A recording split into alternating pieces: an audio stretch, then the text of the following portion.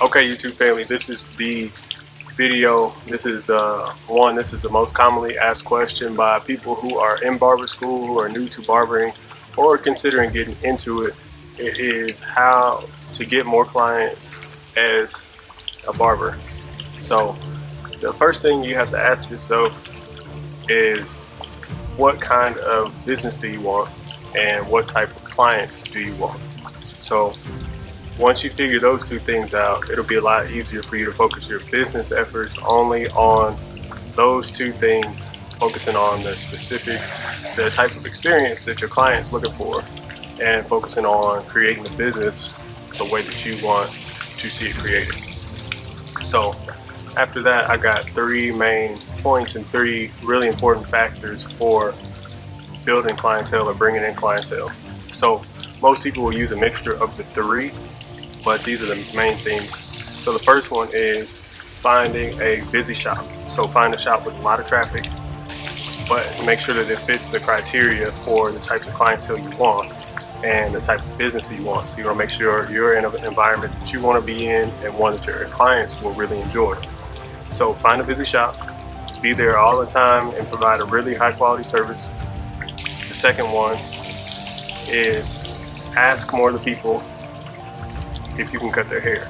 So more of the people who you are wanting to attract, ask them if you can cut their hair, treat them right, and ask them for 1 or 2 referrals. So don't ask them to refer everybody, but just ask for 1 or 2 of the closest people that they actually care about who would enjoy a service like they have. So word of mouth. This is word of mouth, leveraging the most. This is the most impactful form of marketing. So leveraging the word of mouth for a trusted person.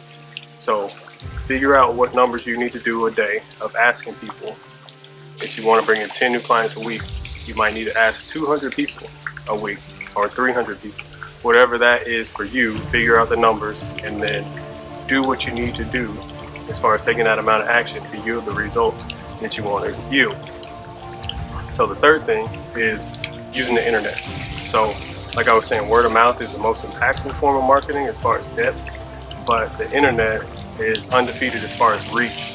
So you can touch 1,000 people in a day when you don't have time to physically walk to 1,000 different places and shake 1,000 hands in a day.